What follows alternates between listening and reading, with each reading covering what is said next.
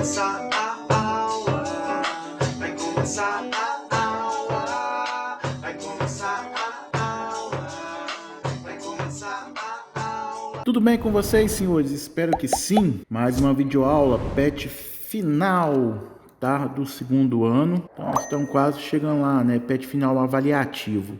Então, aqui é o seguinte, senhores. Se você ainda não fez esse PET final avaliativo, então você não pode assistir o vídeo. Você só pode assistir o vídeo se você tentou fazer o PET avaliativo. Esse é um requisito. Nós temos que ser honestos. Por quê? Porque você tem que responder se você conseguiu aprender, né? Sim, consegui aprender. Consegui aprender em parte, ou eu não aprendi esses conceitos que ele colocou aqui para você para preencher. Então, o que você tem que fazer? Tentar fazer o PET. Aí você vai conferir questão por questão e aí você vai preencher essa tabela. Sim, eu aprendi. Não, eu não aprendi. Eu compreendo em parte. Nós temos que ser muito honestos com aquilo que a gente conseguiu produzir durante esse período de reamp. Não vamos ser desonestos, tá certo? Então, para quem já tentou fazer, bora lá para o exercício 1. Exercício 1. Isabela veste uma camiseta em que se lê, né, a seguinte inscrição: Mulheres na Ciência. Letra A. Reescreva essa inscrição na forma que sua imagem aparece para Isabela quando ela se encontra de frente a um espelho plano. Aqui, ó, quem assistiu às videoaulas de espelho plano, eu dei uma dica. O que você faz? Você escreve essa frase, Mulheres na Ciência, e você faz o quê? Você olha no verso da folha, tá ok? Você vai olhar no verso da folha. Aí você viria a imagem, o quê? Espelhada. Então aqui, senhores, se você escreveu essa frase no seu caderno e olhou atrás da folha, você está vendo a imagem, o quê? Espelhada, tá certo? É como se você estivesse atrás do espelho quando você vira a folha. Então é a dica que eu te dou, tá ok? Belezinha, senhores? Então tá aí, letra A. Letra B, suponha que a inscrição esteja a 70 centímetros do espelho e que cada letra tenha 10 centímetros de altura. Qual a distância entre a inscrição e a sua imagem? Qual é a altura de cada letra da imagem? Então aqui eu coloquei as características do espelho plano para você, tá? Então é o seguinte, quais são as características do espelho plano para você responder? Primeira coisa, a imagem é virtual, tá? Nós temos dois tipos de imagem com espelho, real e virtual. Certo? Quando é com prolongamento de raio, né, parece que a imagem está atrás do espelho. Isso é uma ilusão de óptica, tá? Não tem nada atrás do espelho, mas parece que a imagem está atrás do espelho. Nós temos essa imagem virtual, quando a gente trabalha com prolongamento do feixe de luz, tá certo? Ela é de mesmo tamanho, no espelho plano é de mesmo tamanho. No espelho côncavo e no espelho convexo, nós temos tamanhos o quê? Diferentes, tá? No espelho côncavo, a gente tem uma situação que é igual quando está no centro, né? Tirou do centro, nós temos tamanhos o quê? Diferentes.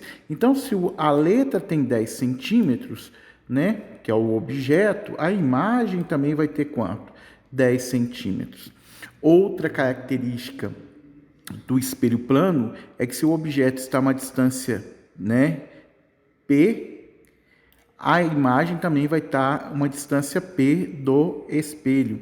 Então, se aqui nós temos o objeto que está a 70 centímetros do espelho, a imagem vai estar a 70 centímetros do espelho. Agora, tem que ver como que ele perguntou na letra B.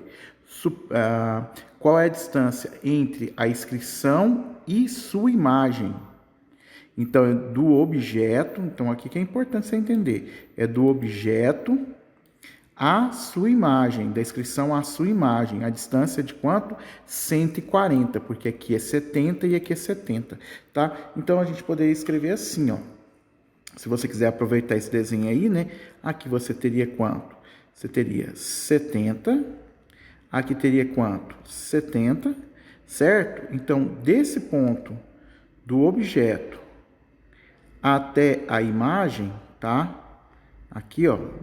Nós teríamos um total de quanto? 140 centímetros. Se a letra tem 10 centímetros de altura, né? Se aqui for 10 centímetros de altura, a imagem terá quanto também? 10 centímetros, tá ok? Respondida letra B, ok? Belezinha? Faça o desenho aí que vai dar tudo certo aí para você, tá? Eu usei, foi uma peça de xadrez, você poderia ser uma letra qualquer, tá? Pode fazer só esse desenho aqui, ó. Esse daqui, ó, tá ok, tá? E responder que tem 10 centímetros. Pode escrever que é uma imagem virtual de mesmo tamanho, né? Objeto, distância positiva, imagem, né? Distância positiva real, distância negativa virtual, tá? Então, beleza. Vamos embora para o próximo exercício. Exercício 2, né, exercício da UFMG, né, adaptado, quer dizer que ele pegou lá e deu uma adaptação nele, né. Um professor pediu para que seus alunos que explicassem por que um lápis dentro de um copo com água parece estar quebrado, como mostra nessa figura, foi a figura que ele deu, né.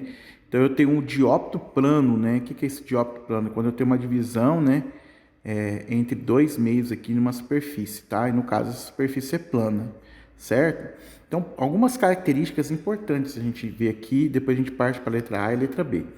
O que acontece, tá? E esse é o problema da piscina. Quando a luz passa de um meio para o outro, nós damos o nome disso de refração. Quando a luz bate o meio e volta para o próprio meio, a gente chama isso de reflexão. No caso da piscina, do dióptro plano, acontece um fenômeno aqui que é bem peculiar. O que acontece? Parece que o fundo, né, da piscina é mais raso. Então, isso é um perigo no dióptro plano, tá certo? Então, aqui temos essa característica, tá? Que parece que a imagem, tá? Aqui seria o lápis verdadeiro, tá? E aqui seria a imagem do lápis. Parece que a imagem está mais para cima, mais raso. Eu poderia falar que aonde o objeto realmente está é a distância P e aonde a imagem está é a distância P', tá? Então nós vamos obedecer essa relação. Se a gente fizer uma relação trigonométrica aí, uma jogadinha aí de geometria, a gente consegue chegar nesse resultado. Aí ele traz as duas afirmações.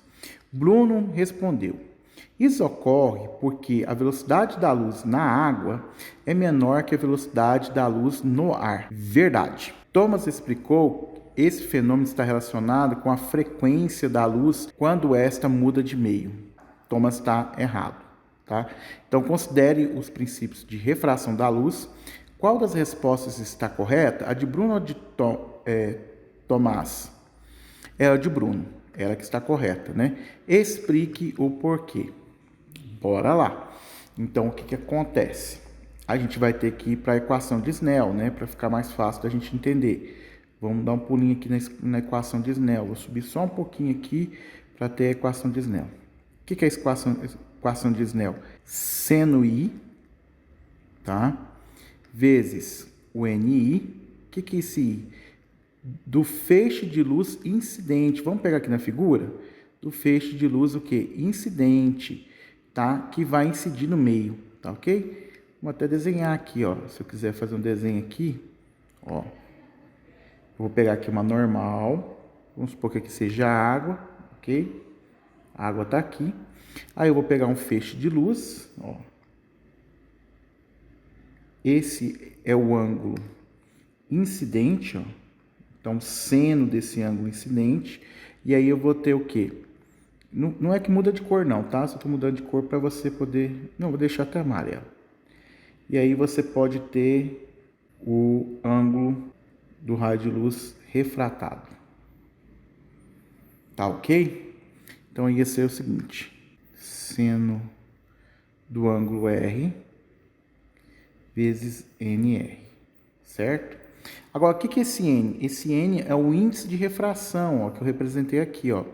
O índice de refração, tá ok? O índice de refração do meio, tá?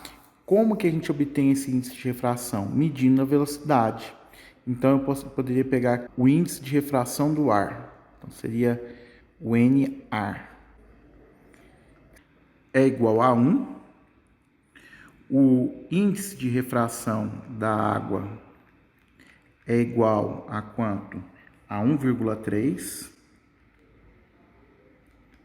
Portanto, senhores, se eu olhar a equação de Snell aqui, ó, vai ficar o seguinte, ó. Na verdade, o feixe de luz está vindo da onde? Da água, que você está vendo no lápis, que tá, a ponta do lápis está dentro da água. Da água para o ar. Então, seria assim, ó. Então, o raio que está incidindo está vindo da água para o ar. Então, seria seno do raio incidente, tá? Vezes o índice, que é quanto? 1,33, tem que ser igual ao seno refratado vezes o índice do ar, que é igual a quanto? 1. Então, agora que eu gostaria que vocês entendessem o seguinte, gostaria que você pensasse aqui que na água o índice de refração dele é maior. E o índice de refração no ar é o quê? Menor. Para continuar a dar o mesmo valor, então o seno incidente tem que ser o quê? Menor. E o seno refratado desse aqui tem que ser o quê? Maior. Deixa eu te mostrar isso aqui no desenho do lápis. Vamos lá? Tá aqui no desenho, eu só vou destacar, vou reforçar, né? Que aqui seria o quê? Aqui seria a água, que é a superfície da água, tá aqui, ó. Aqui é a superfície da água. Aqui seria o nosso eixo normal, tá ok? Aqui, ó, em amarelo, seria o feixe de luz vindo, ó, incidindo aqui, ó. Tá? Incidindo aqui, ó. Esse seria o feixe de luz, tá? Ele teria que passar aqui em linha reta, certo? Agora, o que que acontece? Eu vou observar que ele vem aqui, ó, vou colocar em vermelho, tá? Vou prolongar aqui o raio de luz, tá? Ó, passando pelo eixo. Então, o que que tá acontecendo? Aqui eu tenho o incidente, eu tenho o ângulo incidente, ó, esse que seria o ângulo incidente. Agora, aqui eu teria o ângulo que? Refratado. Quer dizer que ele seria o que? Maior, tá? Porque o seu índice de refração é menor. Então, o índice de refração do ar é menor que o índice de refração de quem? Da água. Agora nós chegamos na conclusão da velocidade. Isso tudo é uma revisão, tá, senhores? Não estou respondendo direto porque o que eu tenho aqui é o seguinte: o índice de refração de um meio é a velocidade da luz, tá? Que é 300.000 km por segundo, tá? Dividido pela velocidade de propagação do meio. Então eu posso falar que a velocidade que eu vou ter vai ser igual a quem? A velocidade que eu vou ter vai ser a velocidade da luz dividido pelo índice de refração. Então é o seguinte: quanto maior o índice, menor é o que? A minha velocidade, porque é inversamente o que? Proporcional. O índice da água é maior, portanto a sua velocidade é o que? Menor, como justificou o que? Como justificou o Bruno, tá? Poderia chegar aqui e fazer só isso aqui, ó. Só responder isso aqui, né? Explico por quê. O índice de refração da água é maior que o índice de refração do ar. Portanto, sua velocidade é o que? Menor que do ar. Exercício 2 feito. Bora lá, senhores. Então aqui, ó, quem é que tá correto? É o Bruno, tá? E aí tá a resposta, o porquê que ele tá correto. Vamos lá? A dispersão da luz branca ocorre quando a luz muda de velocidade ao passar de um meio para o outro com um índice de refração diferente. Beleza. A luz branca é separada em várias cores ao passar de um meio de incidência de refração diferente e percorrer um caminho de comprimento suficiente para que ocorra a separação. O fenômeno acontece porque o índice de refração são diferentes para diferentes frequências da luz, certo? A letra A, agora vamos analisar, parece muito as duas, né? A luz muda de velocidade ao passar de um meio para o outro com índice de refração diferentes. Isso aqui é o processo de refração. Ele quer o quê? De dispersão. O que é o processo de dispersão? É justamente a luz branca se decompondo o quê? Em várias cores. Então, a alternativa correta aqui, Alternativa B, tá? A luz branca é capaz de contornar obstáculos? De jeito nenhum, né? Senão a gente não teria sombra, né? Você põe a mão, é um meio opaco que impede a passagem de luz e aí você forma a sombra, né? A luz branca incide sobre uma superfície e retorna ao seu meio de origem? Depende da superfície. Se for uma superfície totalmente polida, certo? Ela vai retornar ao seu meio. Isso, o corpo sendo o quê? Opaco, né? Agora, se for um corpo transparente, translúcido, né? Parte dessa luz vai atravessar, tendo um efeito de refração. Pode acontecer os dois ao mesmo tempo? Pode. Reflexão e refração. Então, a luz branca incide sobre uma superfície e retorna ao seu meio. Isso não é verdade em todos os casos, então não posso afirmar, por não ser verdade em todos os casos, tá? A luz branca passa por um polarizador de onda e passa a propagar-se com apenas uma direção. Ele quer saber sobre a dispersão, tá? Então, letra B, ok? Não quer falar nada de polarização. Bom, próximo exercício. Exercício 5, senhores. Vamos para o exercício 5. Em algumas cidades brasileiras, encontramos em vias de grande circulação termômetros que indicam a temperatura local medida na escala Celsius. No Brasil, a gente mede na escala Celsius. Na França, todo país que usa o francês como língua materna usa Celsius. No Brasil, a gente usa Celsius. Tá? Países que usam inglês, né? África do Sul, Estados Unidos e Inglaterra vão usar Fahrenheit, certo? Por causa dos Jogos da Copa do Mundo no Brasil, modificou os termômetros para que a temperatura fosse recebida também na escala o quê? Fahrenheit, utilizada em alguns países. Qual a temperatura em Fahrenheit e em Kelvin? Lembrando que o termômetro em Kelvin, a gente usa ele no Sistema Internacional de Medida. Então, quando a gente vai trabalhar no Sistema Padrão Internacional de Medidas, a gente trabalha com Kelvin, né? Em laboratório, a gente trabalha com essa medida. Que um desses termômetros deverá indicar quando estiver 25 graus Celsius. O que a gente vai lembrar? Da nossa fórmula. Graus Celsius sobre 5 é igual a quanto? É igual a Fahrenheit menos 32 sobre quanto? Sobre 9. Fazer o tracinho certinho, bonitinho, né? Aí, sobre 9, que é igual a quê? Kelvin menos 273. Dividido por quanto? Dividido por quanto? Dividido por 5. Como que eu gosto de brincar com meus alunos? Eu falo o seguinte, ó, imagina o seguinte, pega a sua borracha aí, tá? Faz de conta que esse quadrinho aqui, tá? Esse quadrinho aqui é minha borracha. Ok. Aí eu pergunto o seguinte, tá? Quem eu tenho? Eu tenho o graus Celsius. Aqui eu tenho o grau Celsius. Isso que é importante que eu lembrar. Eu tenho o grau Celsius. Quer transformar em Fahrenheit. Se eu for transformar em Fahrenheit, quem não vai entrar na brincadeira? Quem não vai entrar na brincadeira é o Kelvin. Eu pegaria com a borracha e tampar ele. Aí eu ia ver a fórmula, que é igual graus Celsius sobre 5, que é igual a Fahrenheit menos 32, dividido isso tudo por quanto? Dividido por 9, meu amigo. Vamos substituir aqui, ó. Então vai ficar o seguinte. Quanto que é o valor do grau Celsius? 25. Ele que eu tenho, ó. Dividido por quanto? Por 5, que é igual a Fahrenheit, que eu não mexi, não tem como mexer aqui, né? Menos 32, dividido por quanto? Por 9. Aqui, senhores, a maioria dos alunos vai querer multiplicar cruzado. Pode. Vai ficar errado? Não. Vai dar trabalho? Vai.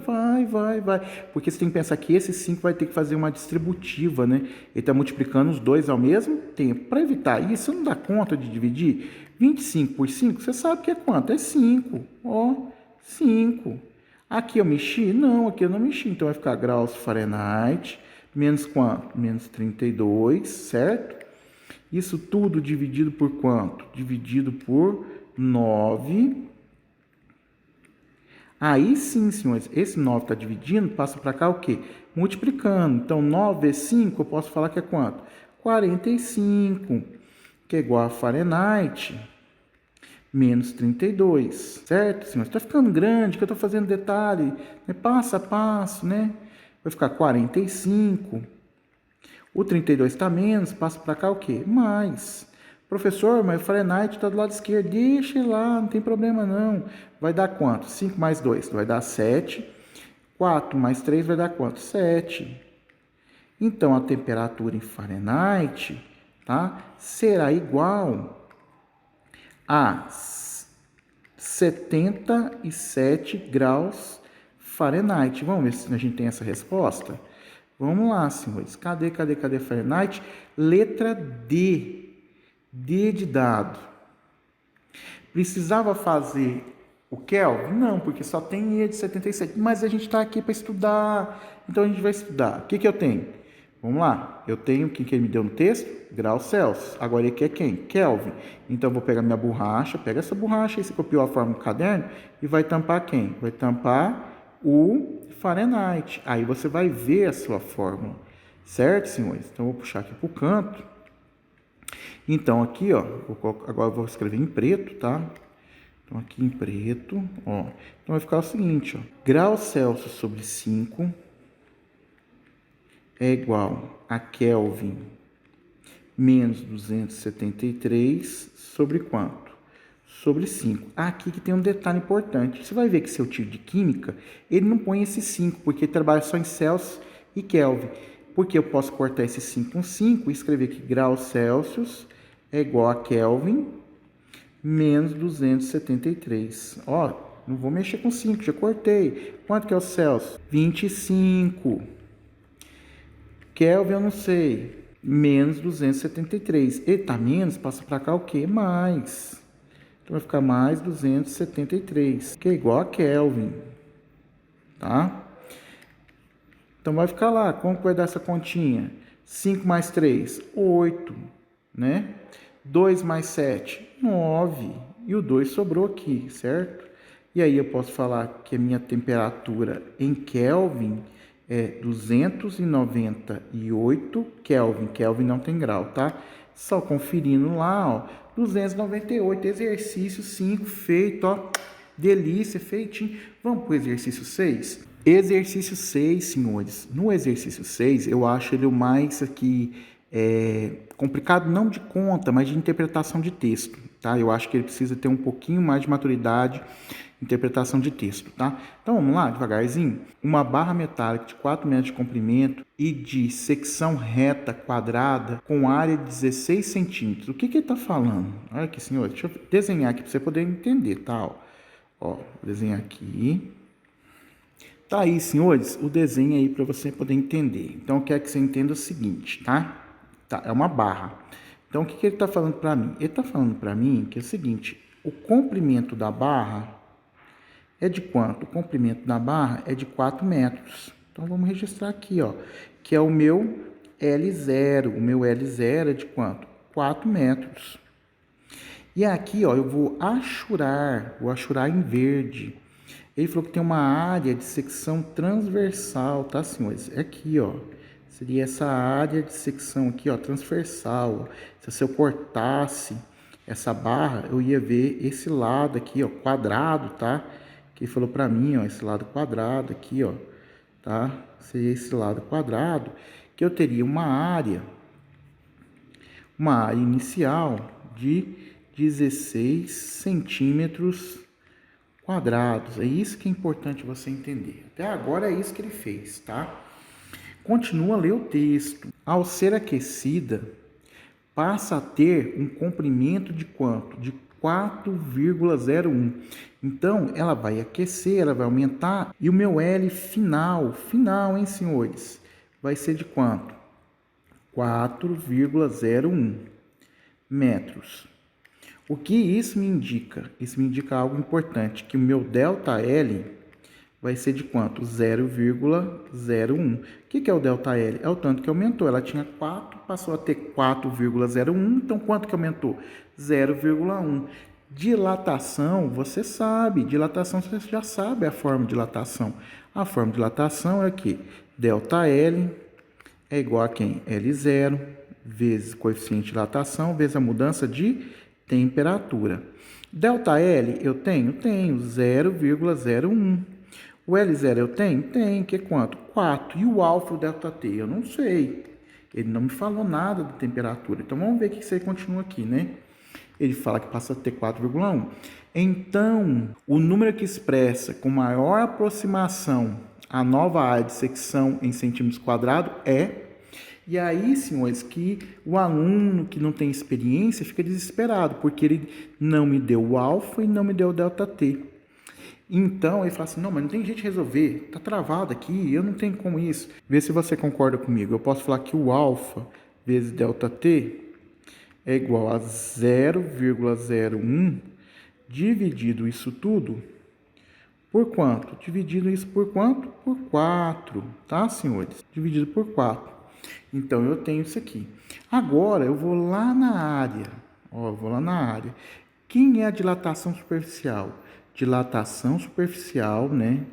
É a área inicial, vezes o coeficiente de dilatação superficial, que é o beta, vezes a mudança de temperatura. Mas quem é o beta? O beta é 2 vezes alfa. Então, eu posso mudar minha forma, falar que dilatação superficial é a área inicial vezes 2 vezes alfa vezes a mudança de temperatura. 2 vezes, ó, o alfa vezes a temperatura, eu tenho esse valor? Tenho, acabei de calcular, que é 0,01 dividido por quanto? Por 4. Então, vem cá. O tanto que aumentou a área, não sei. Qual que é a área inicial? A área inicial é de quanto? 16 vezes 2 vezes quanto? 0,01 dividido isso aqui por quanto? Dividido isso, ó, tem que colocar em preto, hein? Tá? Porque isso aqui, ó, dividido por 4. Isso daqui em preto é o alfa vezes o delta T, tá? Agora eu só fiquei com o delta A, eu dou conta de fazer. Mas antes de fazer, ó, 16 por 4 eu posso dividir? Posso. Posso dividir, hein, Magno? Posso. Que isso daria quanto? Isso daria 4. E 4 vezes 2? 8. Fica 8 vezes 0,01. Conta, filho. Você pode fazer de qualquer jeito, desde que esteja certo. Então, meu delta A vai ser igual a quanto? 0,08 centímetros quadrados. Isso foi o que aumentou a área, certo? Mas a pergunta dele é o seguinte. Então, o número que expressa com maior aproximação a nova área. Então, quem que é a nova área? O que é o delta A? O delta A, vou colocar em azul, né? O delta A é a área final menos a área o quê? Inicial. Vamos aqui comigo, ó. Quanto que é o delta A? 0,08. A área final é o que ele quer saber. E a inicial vale quanto? A inicial vale quanto? 16. Esse 16 está menos, passa para cá o quê? Mais 0,08 mais quanto? 16, que é igual à área final. Portanto, senhores, minha área final vai ser de quanto? 16,08 centímetros quadrados. Não vai dar nem aproximadamente, que eu acho que tem essa resposta lá, ó, que é a letra C de casa. Bonitinho, tá? Aí você pensa, acabou! Não acabou não, filho. Agora que vem o forrobodó. O que é o forrobodó? Você vai ter que ser verdadeiro e responder esse questionário. Se qualquer um desses itens você colocar que não aprendeu, por favor, vai lá nos playlists, volte no seu material do PET, dedique estude.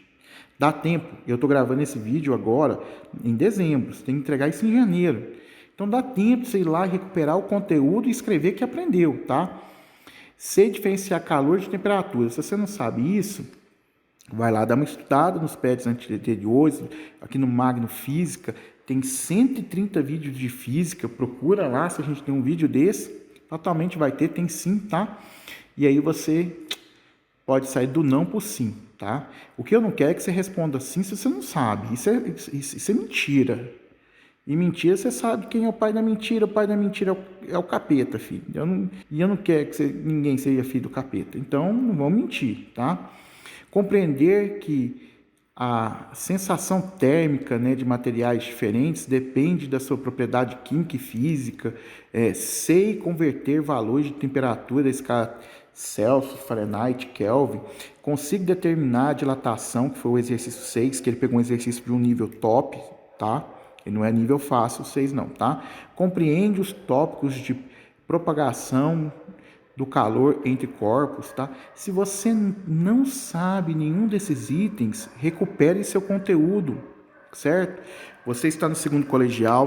Aqui acaba o meu trabalho esse ano com você. A gente chegou no PET final e eu quero me deixar à disposição para o terceiro colegial para estar acompanhando você, te auxiliando, tá? Grave meu contato, se inscreva no canal. Já tem vídeo de matéria do terceiro colegial aqui já pronto para você, tá? Já tem muita coisa do terceiro colegial preparadinha para você, mas gostaria que você estivesse acompanhando o canal o ano que vem na jornada do terceiro rumo ao Enem, a sucesso. Não se esqueça de compartilhar, se inscrever no canal. Fica com Deus. Fui.